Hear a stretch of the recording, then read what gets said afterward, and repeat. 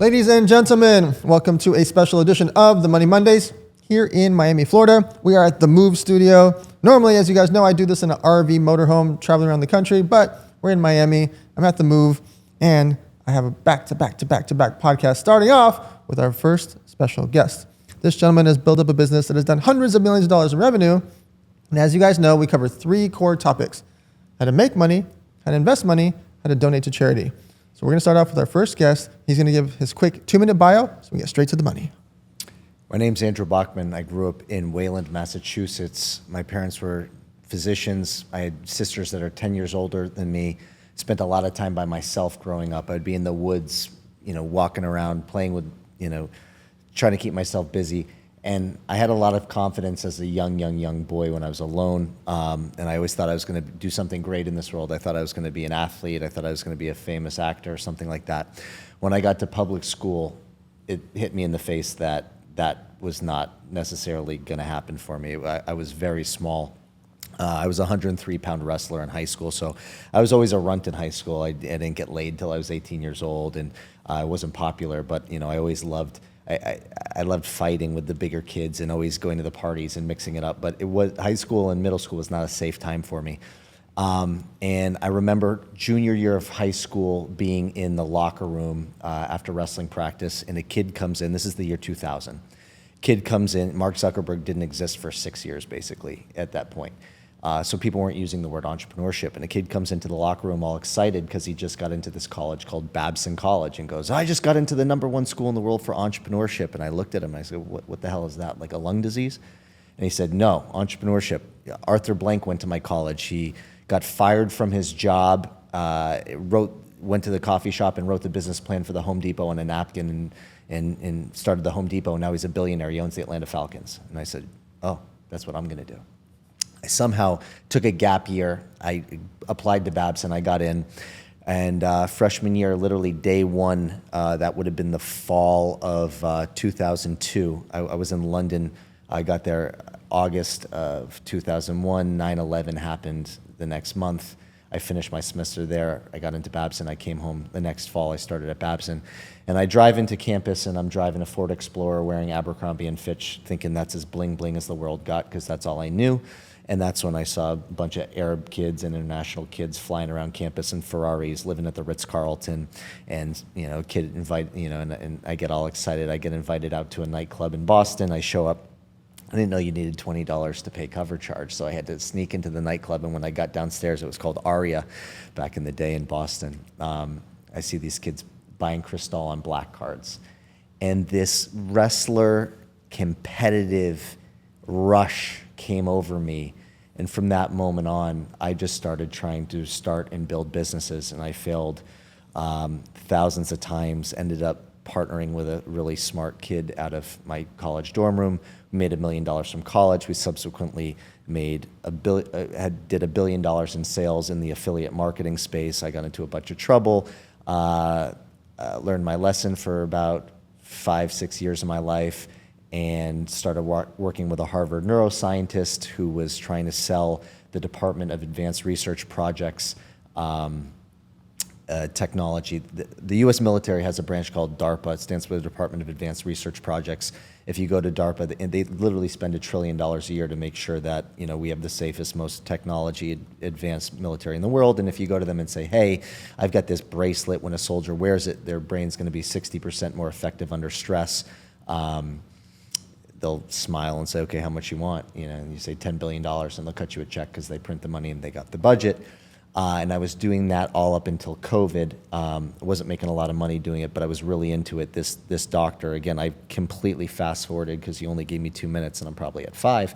But this doctor, I needed something to believe in at this time where I'd gone through a really dark stage of my life. I skipped a whole part, but I was this small guy in high school. I put on muscle and become a multimillionaire. In my 20s, I'm living in Boston, driving Ferraris. Everybody knows me. I'm backing everyone's restaurant and everyone's ventures, doing all the Summit Series, all your tours. I was kind of a black sheep in that whole kind of like entrepreneurship networking world. And then boom, my ego gets crushed because I lose all my money. I'm on the front page of the newspaper at about 30 years old. And so after about 5 years of darkness, I meet this neuroscientist who figured who gave me the principles that I now live my life by, physically, intellectually, emotionally, socially, spiritually, sexually, and occupationally. And so I'm working with him, not making a lot of money, but doing something really interesting for the US military, and then boom, pandemic happens. Pandemic happens, and I'm sitting at home from my kitchen table, and a female friend of mine who knew me when I was my young high flyer multimillionaire self in my 20s calls me up and says, I need your help. I've got $100 to my name. I'm some Jewish lady's nanny in LA doing her grocery shopping. I'm stressed out about getting coronavirus, so I made an OnlyFans, but I can't figure it out. I said, what the hell is that? I logged in and I said, oh, you're trying to thirst trap pictures at scale. You've got no marketing logic. This platform's robust in the sense that it can facilitate transactions, but it doesn't do a great job of taking a creator with a blindfold on and saying, do steps 1 through 10, you're gonna make a bag of money. Made her $250,000 in a month. In a month, she starts to run around LA. She had been the personal assistant for big people like Ruby Rose, Hi, my name's T, Whoa, Vicky, Bad Baby. She starts saying, hey, don't trust your OnlyFans business to nightclub promoters and rappers. There's these Jewish guys in Boston. They don't simp. Look at my numbers. And so I start getting this influx of clients. I made close to $60 million with one client in year one. One client. And What? And it kind of got out who I was, and I was not sure if this was kosher or something like I should be publicly doing. And then it was suggested to me that if I built a brand that felt like traditional Hollywood, like CAA, UTA, William Morris. Now, don't forget, this is during COVID, so actors and writers, are not getting a lot of work. So I built a brand called Creators Inc., and basically all these big A-list celebrities who are now joining these exclusive paywall sites are coming to me because my company feels like what they're familiar with traditional Hollywood. And I build this billion-dollar company called Creators Inc. that is specifically, works. We monetize mainly from these paywall sites like OnlyFans, but I'm very much trying to branch out into, products much like stuff you're interested in. And, I'm in the music industry. I have a studio in Los Angeles, and I don't know shit about music, but I just know people get excited when rappers come to the house and people want to be part of Creators Inc. And, so I can talk a lot about how I used to have huge margins as a boutique small guy under the radar.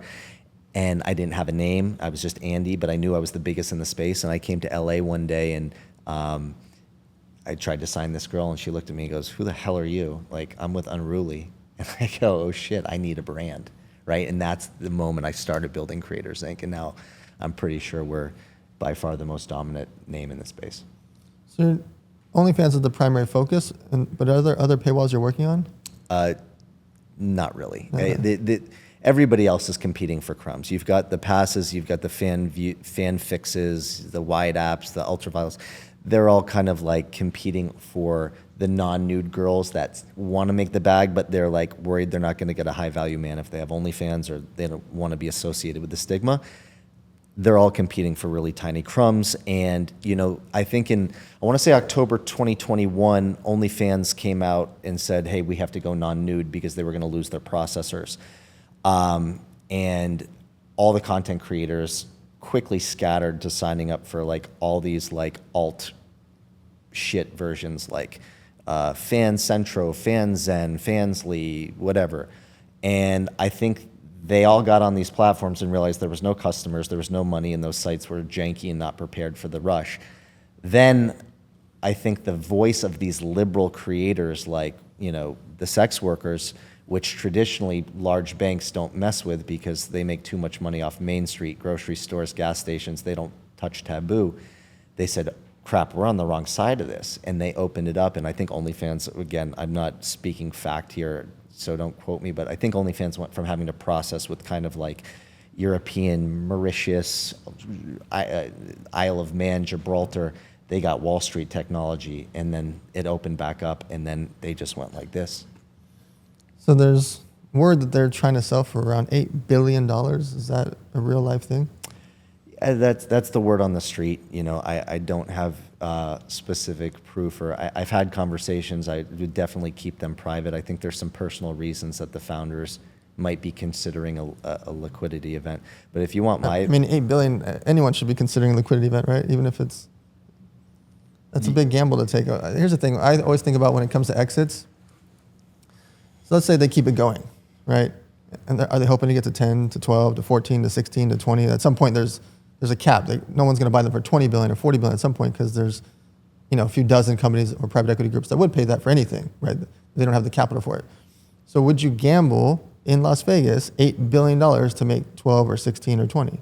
You're talking about the owners gambling? Yeah, You're talking about the gambling. next guy who buys it? The owner's gambling. You have $8 billion in front of you. Here's the thing. If I owned the platform 100% of it, I think I do take $8 billion in the hand. And I'll tell you why. Because I don't know how someone can even bet on a 5 time. Like, I don't even know how someone comes and pays $5 billion for it. And I'll tell you why I say that. Let's just say it's doing $1 billion a year.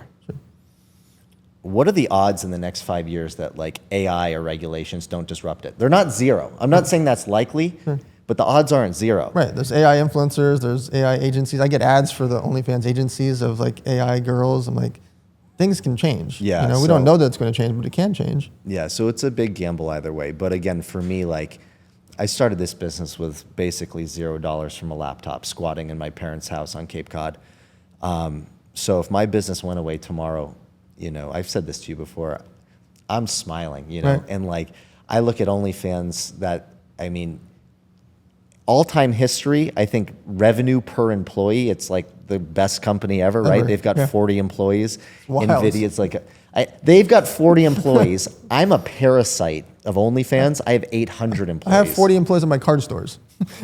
Exactly. Doing 1/1000th of the revenue that these guys are doing. Yeah, and like you said, I'm doing 1/1000th the revenue, and I don't even know if I could sell my company. I have an incredible company from a financial and P&L perspective, but I just think that if somebody were going to come cut me a big enough check for me to say, here's the keys to Creators Inc., I'm done, I'm going to walk away, I just don't know how much collateral I have to give them back for them to be excited, but besides the relationships I have with my clients and creators. So what we're talking about, guys, is when it comes to private equity groups or larger companies that are looking to acquire, if they're going to go buy someone's company like Andy's, for example, they have to make a decision. Are they going to buy it and have him walk away, meaning that they can just assume it to their company? Let's say like a CAA, like a big agency were to buy it. They have team, staff, executives that may be able to run his business from an agency perspective. 2, are they going to give him what's called golden handcuffs? Are they going to lock him in for 1 year, 2 years, 3 years, or longer by only buying 80% and leaving 20% for him and his team so that they have another bite at the apple? Sometimes the bite at the apple, the 20%, can be bigger than the 80% depending on how much they scale the business. But also they'd have to pay him millions of dollars a year or whatever that number is to keep the golden handcuffs. Or 3, are they going to buy it and disassemble it and sell it off for parts, meaning they're going to merge it into their parent company, take one division or add divisions onto it? That's what someone has to decide when they're going to look at buying something. Some of them are just buying it for the revenue, which is the 4th bonus option. They're just buying it for the revenue, and they're going to make money because their stock's going to go up. Quick example. You see some of these acquisitions that happen out there, or you see somebody like Spotify give $150 million to Joe Rogan. And people are like, how could they pay $150 million? Well, Spotify's stock went up $1 billion that day. So it was free. Sometimes you see companies get bought for $640 million. You're like, how did RX bar, a protein bar, get bought for $640 million?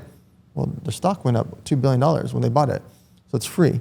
So sometimes when you're thinking about acquisitions, which is what we're going back and forth about, there has to be a determining factor for the parent company or for the private equity group on what they want to happen if they buy it. All right, on the make money side of things, you've gone through these different roller coasters of your life.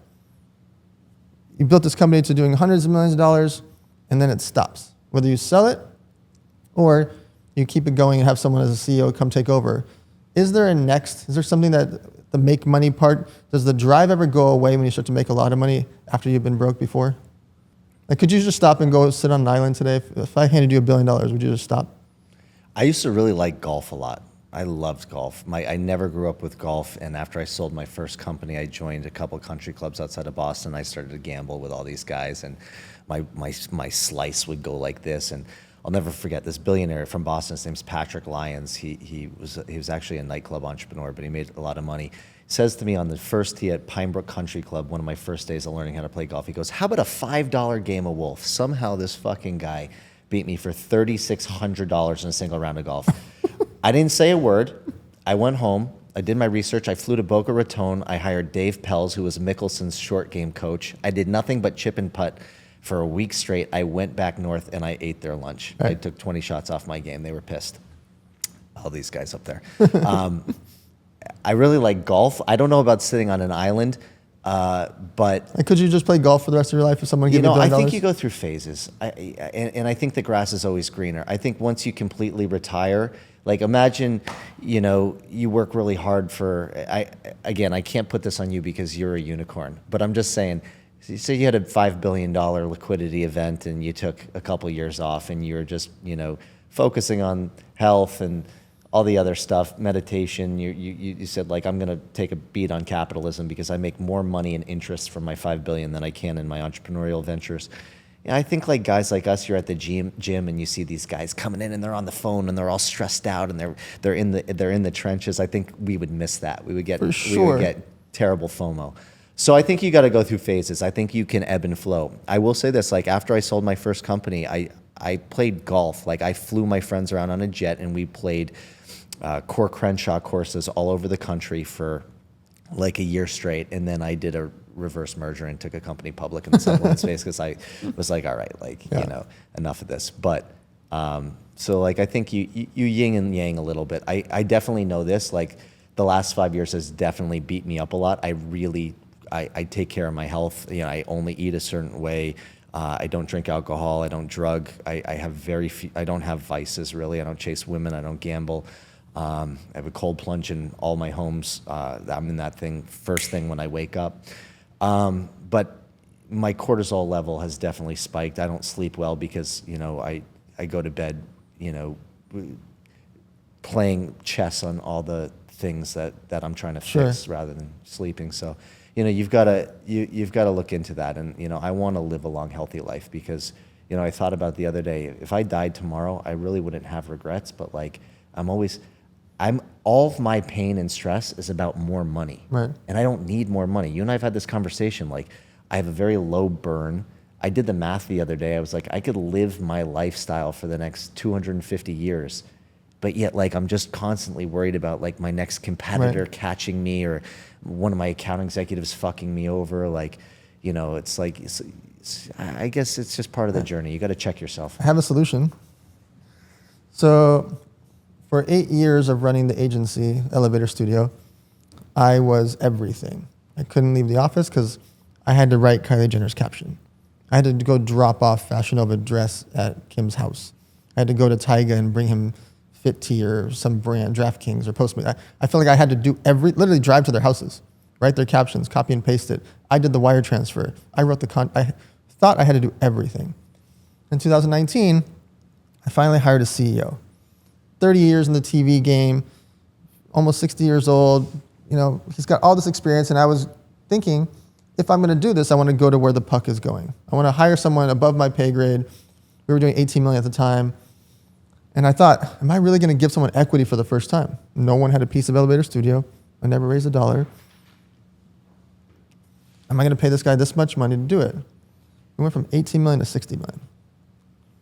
Guess what? The captions were written just fine. The clothes got dropped off just fine. The company ran just fine. And I thought in my mind and my ego, like, no, I have to write the caption. I have to put the emoji right here. I have to go drop the dress off for the relationship. I thought I had to do everything, and none of it was true. It was all in my mind. It was all in my ego. And by doing it, two things happened. I got to break the shackles to leave the office. My stress levels went down because I wasn't dealing with 3,500 influencers and texting and calling and trying to get a W-9, as you know, trying to get a W-9 from an influencer, right? Trying to interact with all these people, and everything changed. I started my charity, I started the mastermind, I started speaking at 100 events. Like, I started doing the things that I wanted to do that brought in more business to the company. And now, 6 years later, I don't know any of my clients. I don't know most of the staff. I don't know most of the operations. My CEO does, and I'm still on group chats when I want to be, but literally I don't know them. And it's allowed me, from a mind perspective and a stress perspective, to go do other things and not worry about the minutia of the day-to-day. And I'm sure you're going to say great, but how was the P&L performance once you stepped away? It crushed it. Everything changed so much better. We literally went from 18 million to 60 million in 1 year. Well, that's incredible. I will tell you, and not to play the contrarian, but I've delegated almost all of those things, but I just feel like before I would make that move, when it's your baby and like every dollar you spend is out of your pocket, because it's a P&L game, right? When you have the equity. So I just don't know. I have not yet found the person that I would just say like, here are the keys, drive this car. Only because my business is highly competitive. There's no IP in the space. We all compete on commissions. And that's why I had to kind of build brand and go so hard on that. Yeah. For 4 months, I was torn. Like I had to convince him. He had to leave Dr. Phil for me. And Dr. Phil's a much more established brand. He had to gamble on a kid that's an agency, as you know. It's just my business is based off of month-to-month contracts. I had no annual contracts. I still have no annual contracts. Oracle, BET Television, all these big brands, DraftKings, Postmates, Lyft, none of them are more than 1 month at a time. None of them. But they've all been with me for 6 years, 8 years, 10 years, et cetera. And for 4 months, I was torn with that emotion. I had to do it. And by the way, I agree with you with the staff, vice president, accounting. I felt like that is not someone that could take over. The CEO that I went and got was someone that was greater than me with 30 years more experience than me in a different vertical. I would have preferred if he was in my vertical, I thought. But because he was in TV and he ran Fox and Sony for all these years, he invented reality television. He was the CEO for Buna Murray. So he created Real World, Simple Life with Paris Hilton, Keeping Up with the Kardashians, et cetera. So I don't know that I have someone else in mind, the same way you're thinking, like, who would I have to do that? But I will tell you that that literally changed everything. And also, I now implement that in every investment. I won't invest in a company unless I have a CEO. I call them a quarterback. So let's say Andy pitched me right now, hey, let's start a table company together. And we're going to put in $1 million each. If he said, hey, actually, you don't have to put the $1 million, I'll put in $2 million, you put in zero, let's start it, I would say no. Even though he's an amazing operator, he's going to put up all the money, unless we have a CEO to run it, I'm not in. Because we both know what it takes to actually run the thing, that we would both be part-time running it. It's very funny you say that. I don't look at investments anymore. I look for operators. Mm-hmm. Absolutely. Because the table is interchangeable. Meaning, if we find a good operator, if Andy was like, hey, I got this girl, she's got 18 years experience, and all she's ever done is this, this, and this, and this, and this, and she loves furniture. Fantastic. But if also he said, oh no, she likes to just sell lamps. Great. The person can sell whatever it takes if they are ride or die. If he knows someone that's a ride or die, that person's a crusher, I would rather invest in that than the thing. I used to say, like, you have to hit so many lotteries to win when you invest in someone privately. Number one, is their idea a good idea and forward thinking? Number two, do they know how to run a profitable business? And number three, something we just talked about over there, is even if it does hit, are their intentions good? Are they going to pay you, or are they going to fuck you? Right. Which is why I don't have a great track record when I'm like as an angel. I stick to public markets just because of liquidity and research, and I like that playing field a little bit better. There's less variables, but yeah, like you said, like I look for operators. I'm doing something silly in Miami. I shouldn't even say it's silly. I think it's kind of cool. I'm investing in a brick and mortar juice bar. In Los Angeles, I have a big content house, and that has a gym, a sauna, cold plunge, music studio, fridge full of drinks. Like all of our creators gather there. They can come 24/7. Aubrey O'Day needed to do an interview for the Diddy trial. She codes in at 5 a.m. while I'm in Miami. She's in LA. She's using my room to, it's a living, breathing thing. I was going to do the same thing in Miami, but I didn't quite have the trusted operators I do in LA. So I'm going to open up a juice bar concept and call it Creators Inc. Juice Kitchen, or Creators Juice Content Kitchen. Whatever. It's still a work in progress. But I had this idea for a long time. I just found an operator. Colombian girl who ran a similar business with her mom but wasn't good at marketing, is there 9 to 5, wants to be there 9 to 5. Finally, I find the operator, and now I can do this project. Right. Because you and I are not going to stand there and do that. Of course not. Right. Okay. So we talked a bit about the make money side and some exit stuff. Let's talk about investing side. We have so many options, right? You work with all these influencers. Some of them have influencer brands. Some of them have deals. Some of them have clothing brands or restaurants or nightclubs. But then you can do real estate, stock market, cryptocurrency, NFTs, Bitcoin here, stocks, derivatives, funds. When you have so many options and get bombarded by so many different things, how do you choose what you invest your time, money into? Well, I'm going to dumb this down because I represent and I guide and I communicate with a lot of 20 to 25-year-old young content creators who are getting money for the first time. They haven't been through too many cycles of paying their taxes. They don't even think about how they apply that, right? So when you and I are betting, like I'm showing you my day trading, and Right. you're rolling your eyes because you're like, okay, dumbass, you're taking 100% of the risk, but you're going to owe 40% in taxes. Like, Right. you know what I mean? Like, these kids don't even have that Sure. in their brain yet. Right. So what I tell everybody is this: when your dollar sits in your bank account earning zero, you're actually losing money because as time goes on, there's something called inflation. For Things sure. get more expensive. So what are your choices? You can park your money in a high yield savings account and make 4.5%, or you can put it in the stock market in index funds like the S&P 500, and you will probably make twice what that high yield savings account pays you, Yep. but over the long term. Right. In the short term, 6 months from now, you could get hammered, but Sure.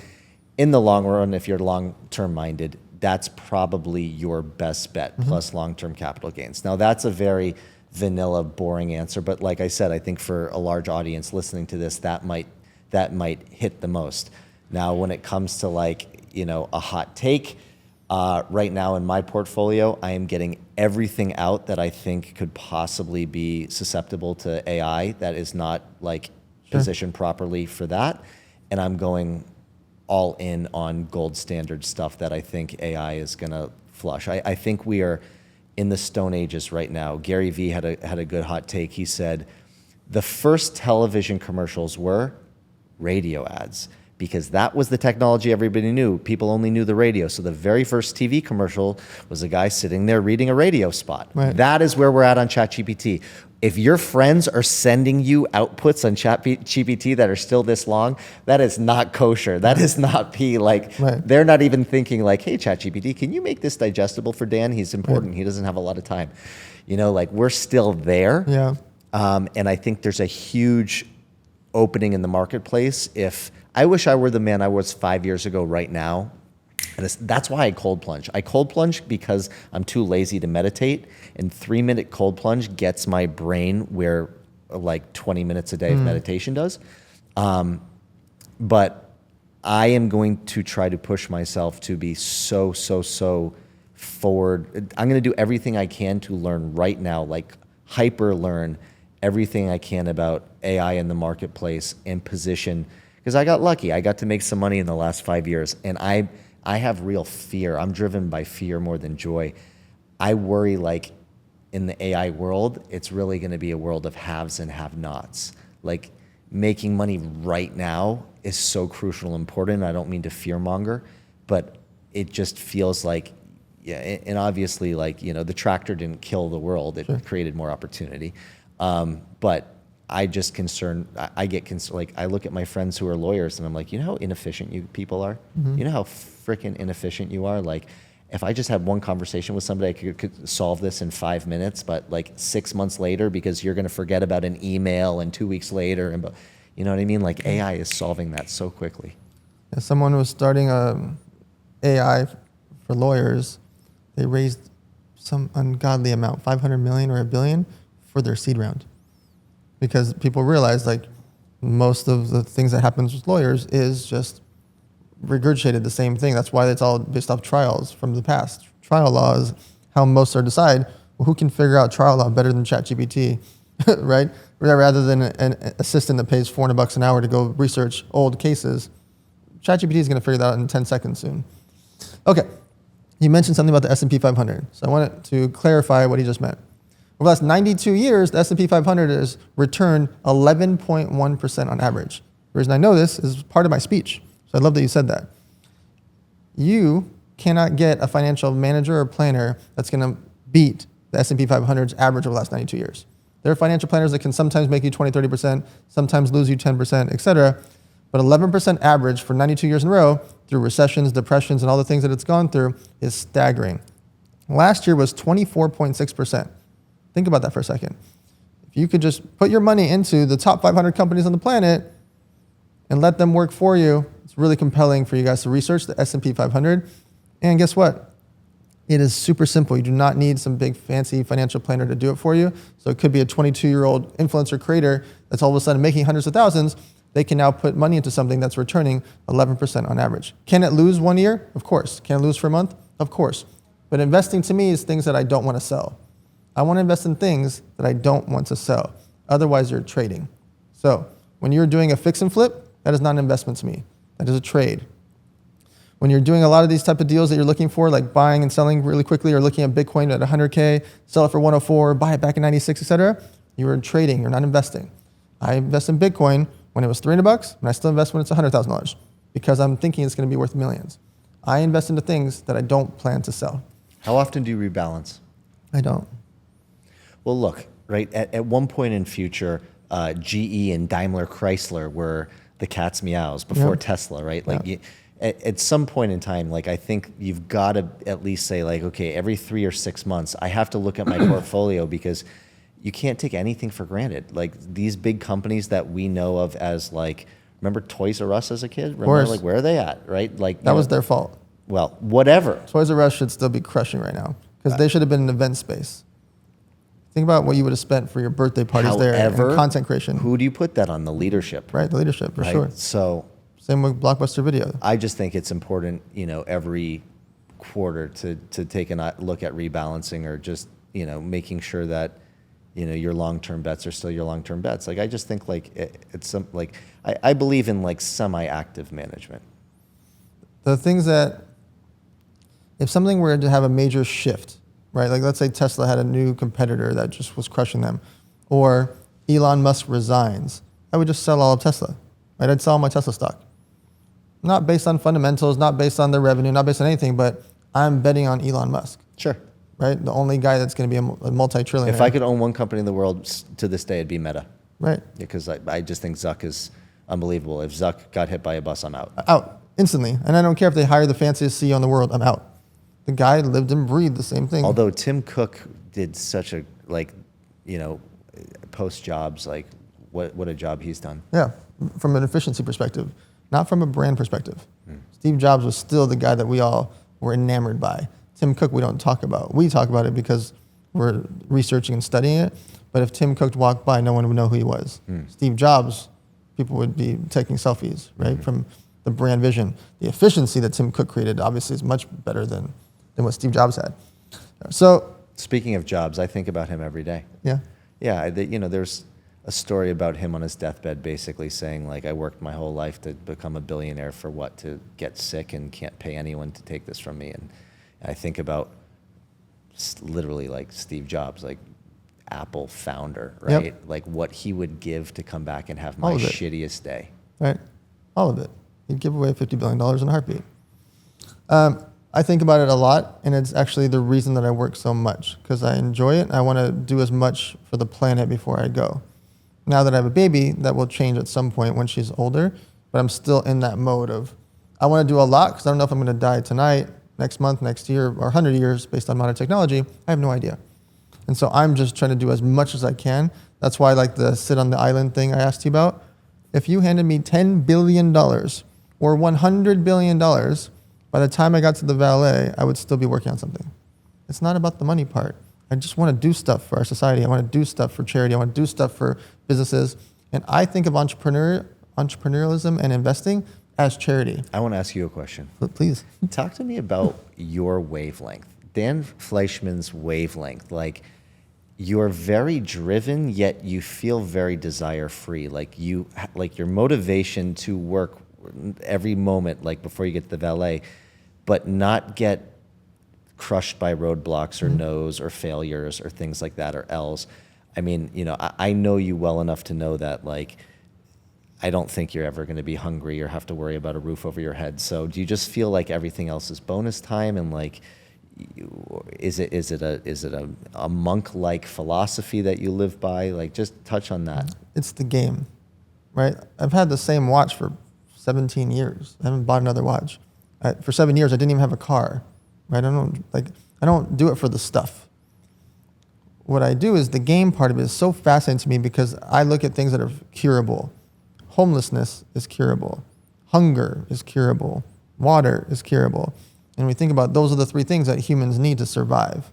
Yes, we like love and other things, but really if I dropped you off in the desert, you only need 3 things. If someone was in a third world country, they need 3 things to survive.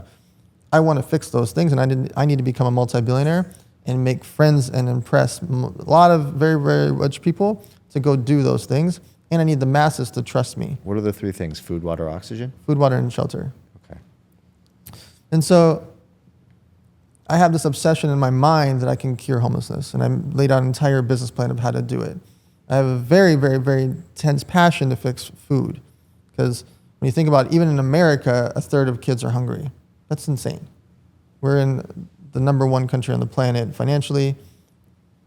Why would it be anything food-wise a problem when you've got hundreds of billions of dollars a month being thrown away, and hundreds of billions of dollars a month could be given with a tax write-off, hundreds of billions of dollars a month of inefficiencies from all these Walmarts, restaurant chains, et cetera. And so the reason I do the world's largest toy drives and the reason I do all my charity stuff, and I pay for all of it, I don't take, I run everything on what's called the 0% charity. And the reason I go schlep around 11 cities in 17 days is I want to prove that I'm really good at charity. And I want to prove it to society so that when it comes time and I say, hey, Andy, I want to build this place, I call it Homeful, which is the competitor to homelessness. I want to build Homeful here in Miami. You and a bunch of our friends would trust me to go efficiently do it because I'm going to put my own money in. I'm not making money from it.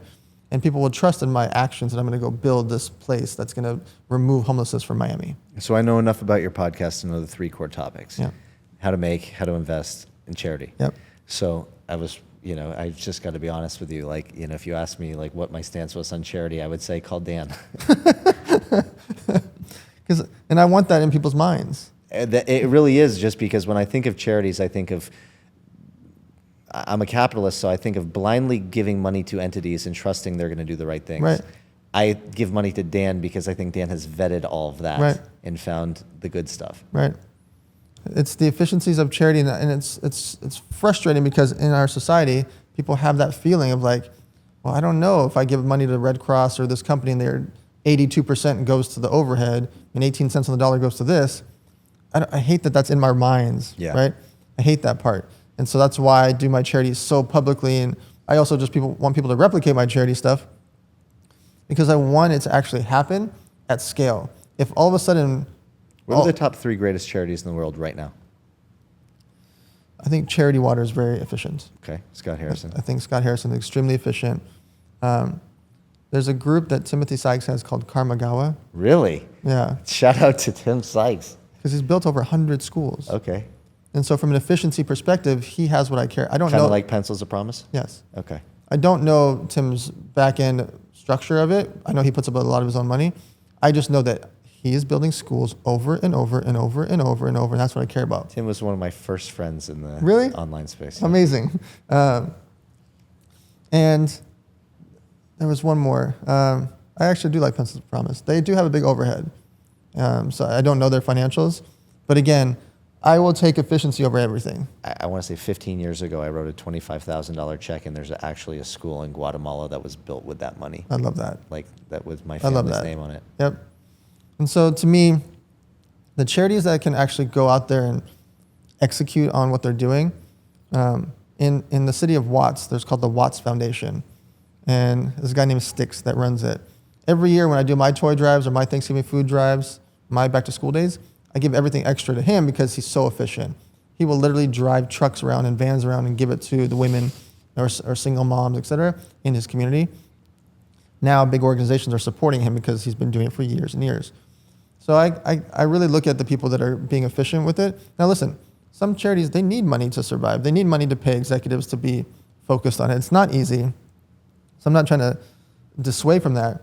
It's that I care about the efficiency. And we've seen during disasters where there's household name charities raise $1 billion and then there's no food there. There's no shelter there. The inefficiency bothers me so much.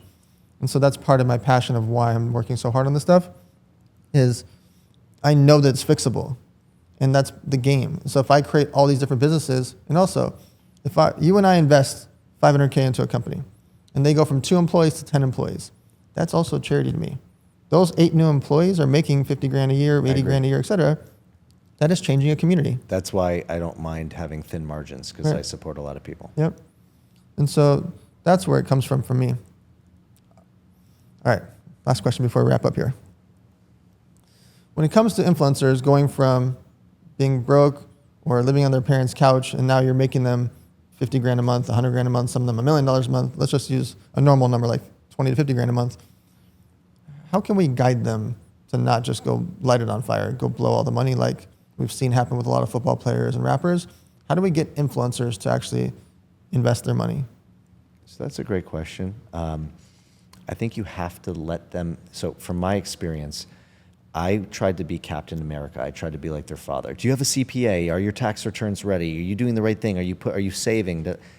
And a lot of these people don't have positive feelings for their parents. They can't wait to get away from their parents. And sometimes I would have clients leave me over trying to give them too much guidance. Wow. And so I had to take a step back. Interesting. And sometimes you got to let them light the money on fire for a period of time to get it out of their system. Yep. For them to wake up and realize the stove is hot because I burned myself. Yep. Like, oh crap, I made $1 million last year. I spent $1 million last year. What do you mean I need 400 grand for taxes? I don't have that money. You know, and then all of a sudden they are ready to listen and ready to get educated. How do I know? Because I was like that. Sure. You know, my 20s was getting the material crap out of my system and getting my ego and my self-conscious shit and women, getting all that resolved before I could mature, you know, and all the bad things that I've been through in my life, the highs, the lows, the legal stuff, like the real hells, I wouldn't trade them for anything because that's what created real character in me. So I think giving them a little bit of room to appreciate their journey and planting little seeds with them. And I think the key that I found is sometimes with a lot of people, you got to know when telling them what to do is less than planting an idea that will then become their idea later on. I love that. You know, so that's what I would suggest. And there's a way to do that. You have a very nice way of doing that. You have a high emotional intelligence you're not a friction guy. You're not a guy I think of who gets into a lot of head-to-head confrontations. You win by being like Bruce Lee. Sure. So I'll tell you guys the way I like to say it.